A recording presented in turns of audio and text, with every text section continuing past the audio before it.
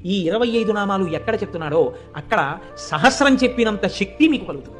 అంత గొప్ప నామాలు నేను చెప్తాను, మీరు కూడా చెప్పండి.